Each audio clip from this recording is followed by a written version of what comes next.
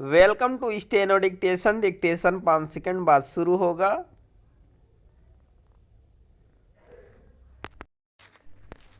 Start.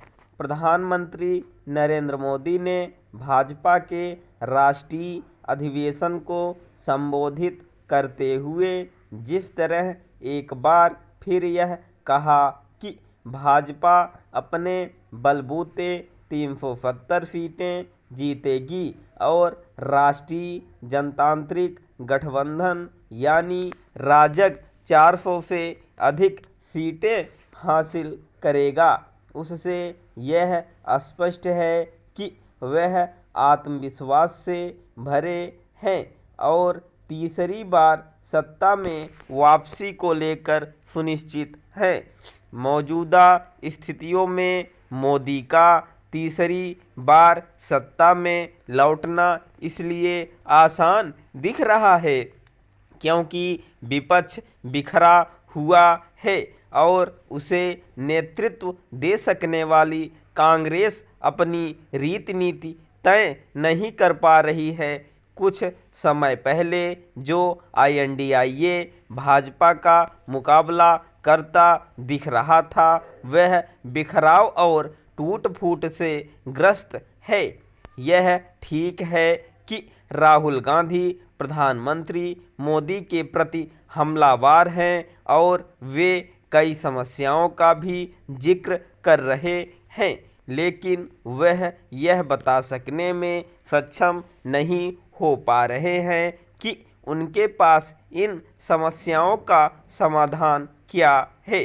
Congress की एक अन्य समस्या यह भी है कि उसके नेताओं और कार्यकर्ताओं के लिए यह समझना मुश्किल हो रहा है कि पार्टी की विचारधारा क्या है। इन स्थितियों में आम चुनावों की घोषणा के पहले ही यह वातावरण निर्मित हो रहा है कि भाजपा का फिर से सत्ता में लौटना मुश्किल नहीं। प्रधानमंत्री मोदी ने राष्ट्रीय अधिवेशन को संबोधित करते हुए जिस तरह अपने कार्यकर्ताओं को यह संदेश दिया कि वह सरकार की योजनाओं और उपलब्धियों से आम जनता को अवगत कराएं और उनका भरोसा जीतें, उससे यह भी स्पष्ट है कि वह अनुकूल माहौल के बावजूद कोई कोर कसर बाकी नहीं रखना चाहते। मोदी ने पिछले 10 साल के अपने कार्यकाल की प्रमुख उपलब्धियां गिनाते हुए यह भी कहा कि तीसरी पारी में कई क्रांतिकारी फैसले लिए जाएंगे। हालांकि अभी तक ऐसे कोई स्पष्ट संकेत नहीं है कि संभावित क्रांतिकारी फैसले कौन से होंगे, लेकिन पिछले 10 वर्षों का मोदी सरकार का अनुभव यही बताता है कि तीसरे कार्यकाल में देश की दिशा और दशा में निर्णायक बदलाव लाने वाले फैसले लिए जाएंगे। भारत को एक विकसित राष्ट्र बनाने के लिए ऐसे फैसलों की आवश्यकता भी है।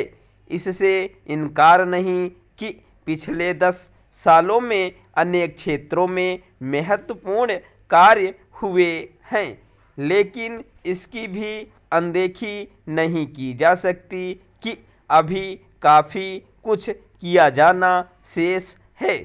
निश्चित रूप से प्रधानमंत्री का यह कहना सही है कि उनके कार्यकाल में जम्मू कश्मीर से अनुच्छेद 370 हटाने का बड़ा और साहसिक फैसला हुआ तथा राम मंदिर निर्माण की सदियों पुरानी आकांक्षा पूरी हुई।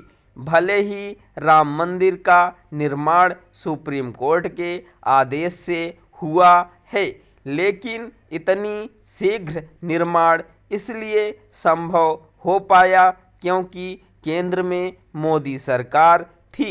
प्रधानमंत्री ने अपनी सरकार की उपलब्धियां गिनाते हुए यह भी कहा कि उनके कार्यकाल में कोई घपला घोटाला नहीं हुआ। उनका यह कथन सत्य है, लेकिन यह भी एक सच्चाई है कि निचले स्तर पर भ्रष्टाचार जस का तस बना हुआ है। स्टॉप।